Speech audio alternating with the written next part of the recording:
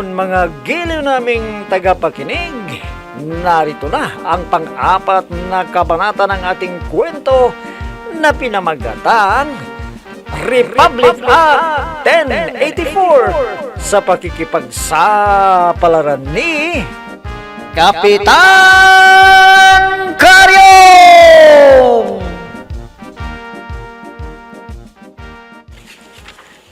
Napakamalas naman natin, friend.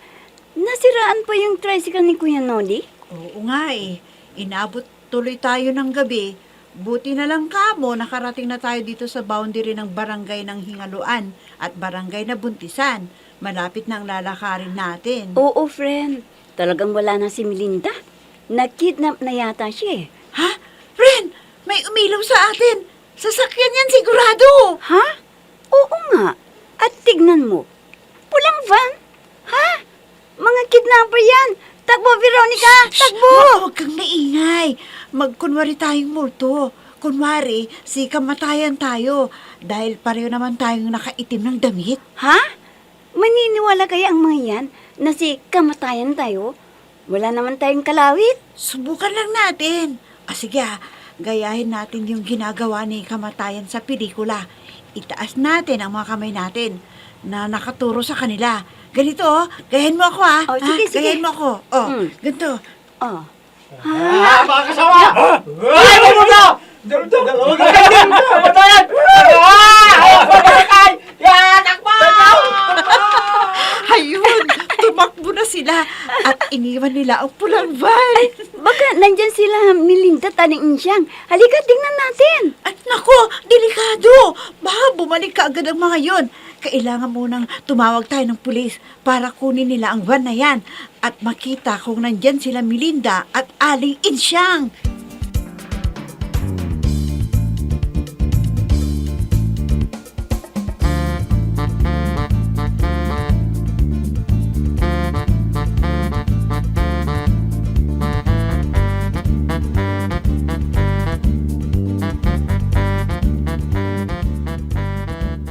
Ang puso ko'y nagdudugo, parang binibiyak ang dibdib ko. Hey, bakit niya ako kinalang dito, ha? Hindi niyo ba ako kilala? May kuya akong literaryong sundalo at siya ang vice mayor dito sa bayan natin. Hindi niyo kilala, ha? Hoy! Tumahimik ka nga dyan! Ha? Inaantok na kami! Ang ingay-ingay mo! Binago mo pati bersyon ng kinanta mo! Gusto mo ka? Pagkawalan niyo ako dito. Kundi, ipababalik ko kayo sa kuya ko. May baril yan. Ano? Ilalabas niyo ba ako dito o hindi? Sinabi lang tumahimik ka dyan eh! Kundi pupusalan ka namin! Sige. Gawin niyo yan sa akin. At makikita ninyo ang hinahanap ninyo. Oh, Sargento. Kumusta kayo dito? Ikaw pala, Vice Mayor! Magandang gabi po! Magandang gabi naman. O ano, hindi pa ba tumatahimik ang ipinahuli ko sa inyo? Ang ingay-ingay niya, Vice Mayor eh! Gusto ko ng patulan yan! Kuya, hindi yata ako kilala eh. Sabihin mo nga sa kanila na kapatid mo ako. Ikaw, Sargento. Kapatid ako ng Vice Mayor.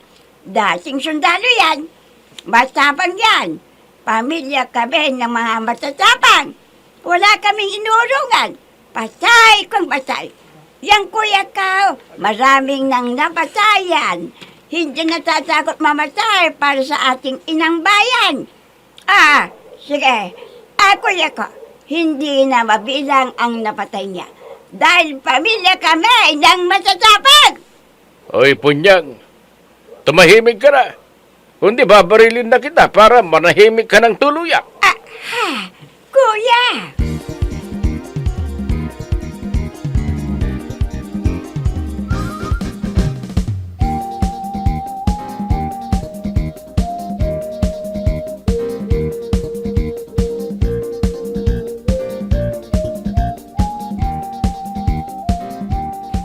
Ay, mga kapatid! Sabi mo, hindi lang daw pulang buwan ang nangihilang ngayon. Pati tricycle na puti raw ang ginagamit. Tulad kagabi, kinitnat daw ng tricycle na puti, si Banje, na anak ni Nita. May matabay, Eh, Treva. mag-ingat kayo! Ay, nako. Paano naman natapik ang mga marites na to? Ang matabang driver! Nako. Nasaan ka, Darwina? Ha? Ikaw pala, boy. Wala dito si Darwina. May binibili lang sa bayan. Bakit mo siya hinahanap, ha?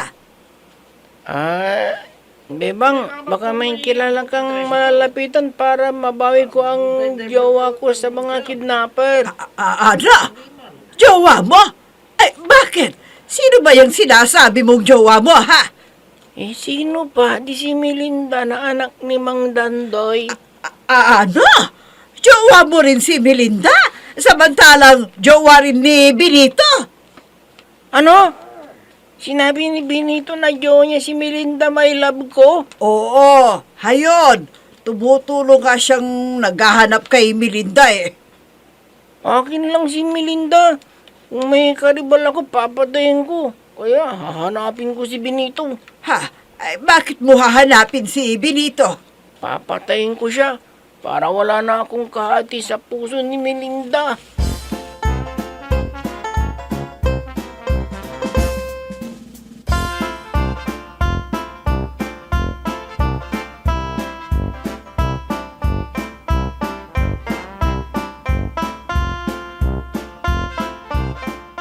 Hay nako, Benito. Mabuti na lang at nakita kita kaagad. Ha? Bakit Aling Bebang? May kailangan ba kayo sa akin? May problema ba kayo? Hindi ko problema, kundi problema mo. Ano? Paano ako nagkaroon ng problema? Wala nga akong problema, kundi yung paghahanap kay Melinda na jowa ko. Yan nga ang problema na sinasabi ko sa iyo. Ha? Bakit? Nakita na ba nila si Melinda? Naku, isa na ba siyang bangkay? Nasa Aling Bebang? Nasaan ang jowa ko si Melinda? Wala pang balita tungkol kay Melinda. Miss na miss ko Pero na siya. ito ang problema mo. Ha? Nagpunta si Boy sa amin at hinahanap si Darwina dahil magpapatulong siya na hanapin si Melinda. Dahil jowa rin daw niya.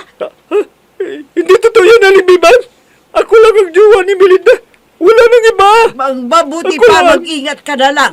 Dahil nasabi ko sa kanya na jowa mo rin si Melinda. At ang sabi, hindi raw siya makakapayag na may kaagaw siya kay Melinda. Kaya papatayin ka raw niya. Aling Bebang!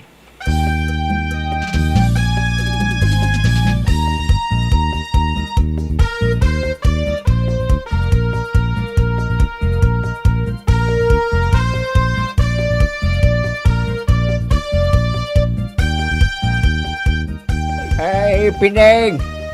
Mag-aalas 7 na ng gabi. Bakit sumugod ka dito sa barangay hall? May papablatter ka ba? May nambastos ba sa'yo? Wala naman, Kap. Pero nagpasama sa amin si Mang Dandoy dahil may nakita raw silang bangkay ng isang babae doon sa damuhan, likod ng dating sabungan. Nakaw, ang ibig sabihin ay bangkay yun Melinda. Ginahasa siya at pinatay at doon isinapon. Siguro, Kap. Pero wag naman sanang mangyari yun. Wag sana. Nakaw. Ay! Kap! Naku, may masamang balita. Ano naman yung masamang balita na sinasabi mo, Ambreng? Ay, Kapitan, may natagpuan ng mga pulis na bangkay ng babae doon sa damuhan. Sabi ng pulis, bangkay daw yun ni Melinda. Ano? Ano ko? Sabi ko na nga ba? Hindi yung kinatatakutan ko! Sige, Dandoy. Alikay, tignan natin ang sinasabi nilang bangkay. Tayo na. Natatakot ako, Kap! Baka nakita ko na mo na! Pag nakita ko, makumpirman! Bangkay yun ni Melinda!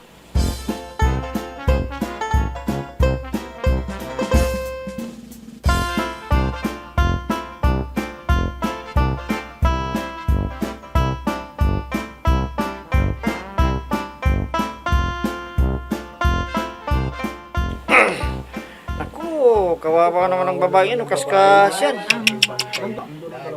Live po tayo ngayon dito sa barangay Naghingaluan, sa bayan ng Nangiyasan, kung saan itinuro ng suspek ng panggagahasa at pagpatay kay Melinda. Pero nagtataka ang ama dahil 2 araw lang na nawawala ang anak kalansay na ang bangkay. Kaya yon ang malaking katanungan ng mga residente dito kung totoo bang bangkay ito ni Melinda. Dandoy, umayon ba kayo na gamit ni Melinda ang mga na-recover dito? Opo, sir! Kaya lang, hindi ako kumbinsido na bangkay yan ang aking anak! Mang Dandoy, ang ibig ninyong sabihin nagsisinungaling yung nahuli nilang suspek? Opo, ma'am! Hindi ako naniniwala na bangkay yan ang aking anak! Lola, isang ko. Sinong nanggasa pumatay sa'yo? Yung lalaki, niyakap na yung bangkay ng kalansay, ha? Tingnan nyo, oh. Lola, Tingnan nyo, yan yung pulis, pumatay sa'yo. Bunjeng! Kilala mo ba ang bangkay na yon? Opo, sir. Bangkay ito ng lola ko. Ayan o, yan yung suot niyang dami ng mapaalam sa akin na bibili lang ng bigas na isasaing namin. Ganun ba? Mga kababayan, Lola! may nakakakilala na po sa bangkay. At lola raw niya ang nawawalang bangkay na ito. Kaya mag-ingat mga kababayan, dahil totoo pala ang mga nangunguha ng mga dalaga, bakla, tumboy, matanda at iba pa. Nako, hindi pala bangkay ni Melinda yung bangkay na yan. Hindi pala si Bangkay pala na yan, Melinda ang yan. Hindi pala siyang kwan. Mang Hindi pala Dandoy, yung kwan. bakit mo Wala nasabing nila, hindi yung si bangkay Melinda ng Melinda na yan? Dahil hindi nagsusot ang anak ko! Nagmumurahing underwear! Alam mo yan? Ganun po ba? Lola! Ayan mga kababayan, narinig po ninyo ang sinabi ng ama ng nawawalang si Melinda. Sana, kung may alam kayong impormasyon tungkol sa kanya, ay ipagbigay alam ninyo kaagad sa pulis. At mula rito sa barangay Naghingaluan, Nangiyasan, Karen Crisologo. Back to you, Frammy Domingo.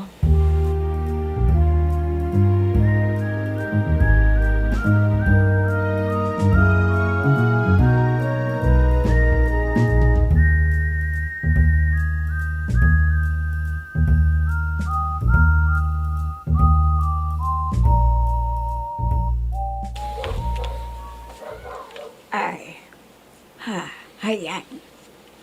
Nakatulog ang nagbabantay na pulis sa akin. Kukunin ko ang susi. Kailangan makatakas ako.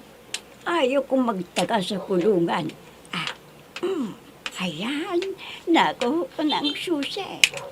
Sususian ko na ang kanta daw. Ayan. Magpalabas na ako. Tatakas na ako. Mga sama! Gising! Bakit? Tumatagas yung bilang mo! Hoy! Tumigil ka!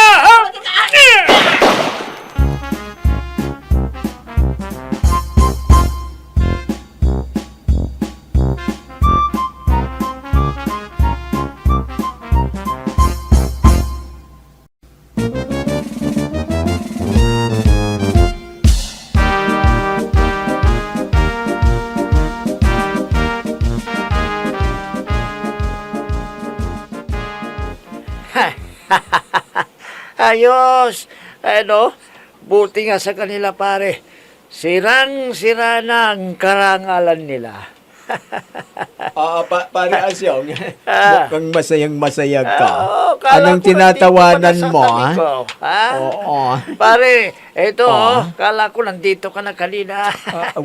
Umihilang ako, pare. Ay, kala ko alam mo Oo. pare, marami na namang nagpost sa social media tungkol sa nangyaring kidnapan dito sa atin.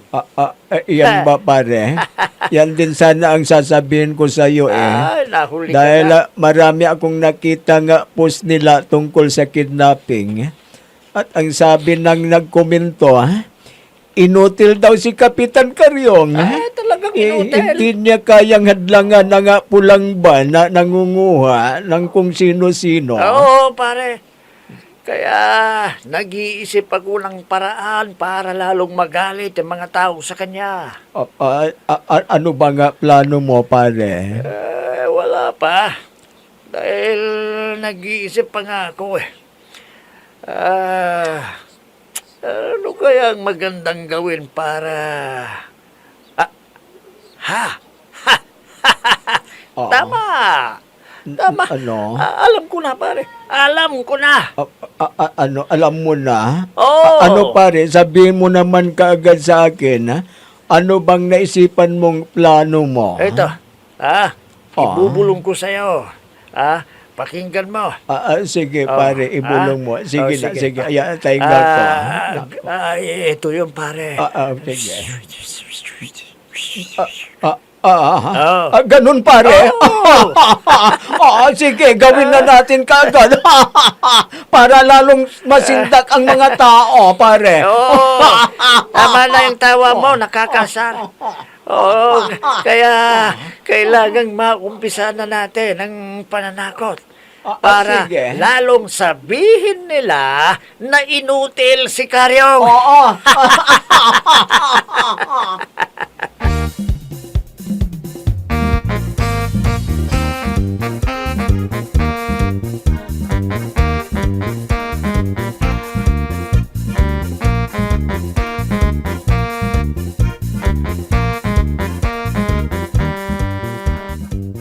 Ano kayang magandang gawin natin, Kap? Para mahuli yung mga gumagalang kidnapper na yan. Grabe ng ginagawa. Natatakot yung mga kabarangay natin ngayon. Mga kapwa kong opisyal ng barangay, May makita malaking na silang problema puti-puti, ito. takot na yung mga tao. napakarami ang nagbaba sa akin sa social media. Dami nagbabas. Sinasabi nilang inutil ako. Kaya masama tulungan yan. nyo naman akong mag-isip ng paraan. Kung paano natin mahuhuli ang mga kidnapper. Oo, Kap. Kawawa naman sila Alingisang at si Melinda, lalang ni Dandoy. Kwan, si Melinda lang ang kawawa. Hayaan nyo na lang ang isang na yon. Matagal ko nang gustong-gustong mamatay Dahil salot siya sa lipunan. Alipuris siya ni Asyong. Tama Oo, sinabi tama ni yung Kapitan sinabi mga mo, kasama. Kap. Matagal na yung sarot sa lipunan ng aling insang na yun. Ha? Kung wala sila, hindi sana mahihirapan ng mga CBO natin. Dadalawan na nga sila. May pasaway panaturan nila aling insang at Boy at Bunjing. Tama yan. Tama yan. Yung sinabi mo. Kaya, anong gagawin natin para mawala yung salot dito sa ating barangay? Alam ninyo, madali lang sana silang kontrolin subalit, nakikialam lagi ang kagawad Asyong na yan. Kinukonsinti ang mga kasamang ginagawa nila. Nadadamay tuloy na gumawa rin ng kalukuhan yung dalawang abnoy na sina Boy at Bunjeng. Kaya panahon na para mag-isip tayo ng paraan para mapigilan sila sa kanilang kasamaan. Ano kayang gagawin natin na ngayon, Kap? Mga kasama, anong gagawin natin ngayon? Kagawad Gustavo, Para malisorbin na yung talagang napakahina ng kukuti ng mga kasama nating kagawad. Kaya tayong dalawa na lang mag-isip kung ano ang magandang paraan. O sige, Kap. Mag-iisip din ako. Tama. Tama, Kap. May naisip na ako. Ano yan, kagawad Gustavo?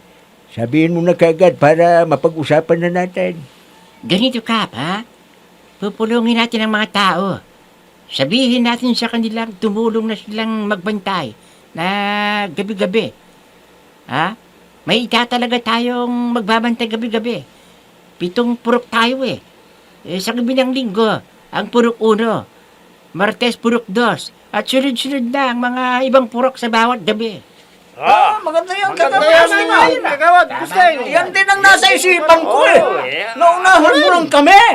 Ako Sige na. Bawat isa sa inyo, pumili na kayo ng nasasakupan ninyong distrito ng magbabantay sa gabi. Piliin nyo yung mga hindi antukin kundi magkakaroon ng pagkakataong magidnap ang mga kidnapper. At baka sila pa ang mabiktima. Naintindihan ninyo? Oo, Kap. Naintindihan namin. Di ba, mga kasama? Naintindihan ko na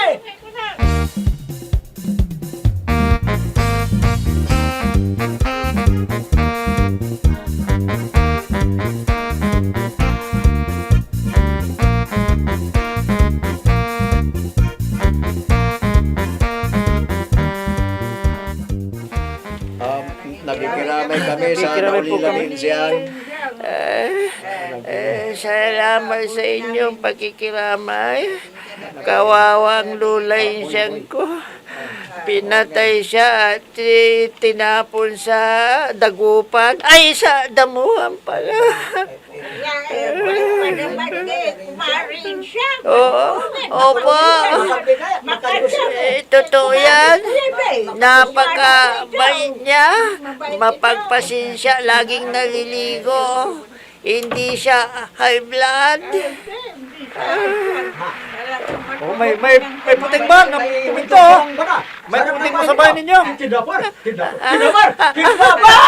Mga kidnapper, baga kidnapin din nila ako. Tulong! Sa klolo! Sa klolo!